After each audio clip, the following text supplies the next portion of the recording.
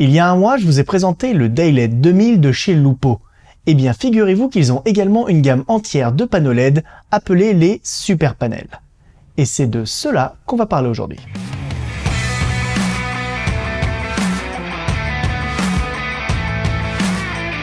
Annoncé en juillet 2016 comme étant le panneau LED le plus puissant du monde, le Super Panel de Lupo se décline en plusieurs versions, avec ou sans DMX et en modèle bicolore ou Daylight. Dans mon cas, il s'agit du modèle Daylight mais sans la fonction DMX.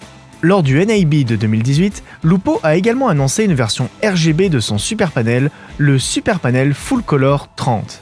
Mon petit doigt me dit qu'on devrait bientôt recevoir ce panneau LED en test sur cette chaîne, alors pour ne pas le louper, pensez bien à vous abonner, ça fait toujours plaisir. Le Super Panel est composé de 400 LED.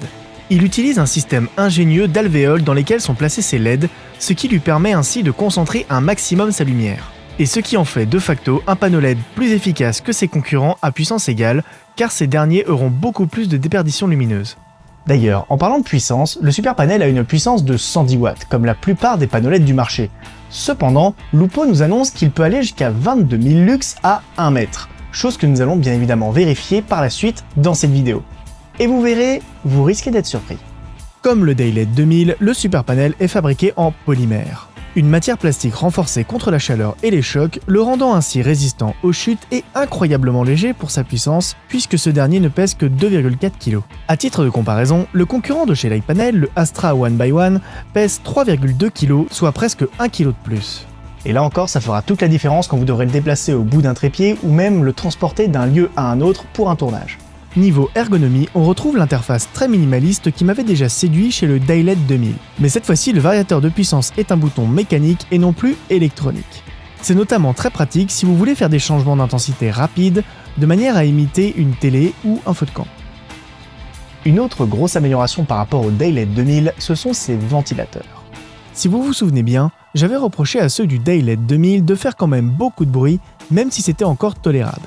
Et bien sur ce Super Panel, plus aucun souci puisque même avec l'oreille collée contre la grille de ventilation, impossible d'entendre quoi que ce soit. Et malgré tout, il ne chauffe que très peu, donc pour un appareil qui consomme quand même 110 watts, beau travail Lupo. Enfin, la dernière particularité que je souhaiterais soulever sur ce Super Panel, c'est que comme il est moitié moins puissant que le Daylight 2000, il peut donc être beaucoup plus facilement alimenté via une batterie Veloc. Et contrairement au projecteur Fresnel de chez Lupo, le Super Panel n'a pas besoin de deux, mais seulement d'une seule batterie pour fonctionner. Il suffira donc de brancher cette dernière sur le socket Veloc, fourni directement avec le Super Panel. Ainsi, lors du test d'autonomie que j'ai pu réaliser, une batterie de capacité normale, soit 150 Wh, tenait le Super Panel allumé pendant 1h30 à pleine puissance. Si jamais vous voulez encore plus d'autonomie avec votre Super Panel, je vous encourage vivement à regarder ma vidéo sur le Diabolique que j'ai faite il y a quelques temps et qui vous permettra d'alimenter sur batterie votre Super Panel pendant 20 heures. Ouais, là ça déconne plus. Maintenant qu'on a terminé avec la technique, je vais vous donner les résultats du test de puissance lumineuse qu'on a réalisé avec ce Super Panel. Et comme les résultats étaient légèrement différents de ce à quoi on s'attendait, on a donc fait 3 mesures à chaque fois et les chiffres que je vais vous donner sont donc les moyennes de ces 3 mesures. Comme pour le Daylight 2000, nous avons mesuré à l'aide d'une cellule Sekonic à une distance de 1 mètre et 5 mètres du projecteur.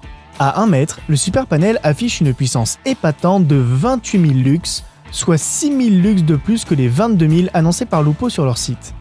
Une sacrée patate. Cependant, étant une source très large, sa puissance lumineuse chute assez vite puisqu'on ne mesure plus que 1000 lux à 5 mètres du projecteur. Ce qui reste quand même un peu plus que le Daylight 2000 en float à la même distance qui affichait alors 800 lux. En résumé, le Super Panel est effectivement un panneau LED extrêmement puissant grâce à son système d'alvéoles lui faisant perdre beaucoup moins de lumière que ses concurrents. Il va définitivement intégrer ma liste de matos et servira très certainement sur tous nos prochains tournages. Un grand merci à Lupo pour nous avoir envoyé ce Super Panel afin que je puisse vous le présenter en vidéo aujourd'hui. Encore une fois, ça fait vraiment super plaisir de voir une grande marque comme eux soutenir des petits créateurs comme nous. Si cette vidéo vous a plu, n'hésitez pas à mettre un petit pouce bleu. Moi d'ici là, je vous dis à la semaine prochaine pour une nouvelle vidéo et n'oubliez pas de filmer, apprendre, progresser. Comme la plupart des panneaux LED pro du marché. Ah, c'est vraiment moche panneau LED pro.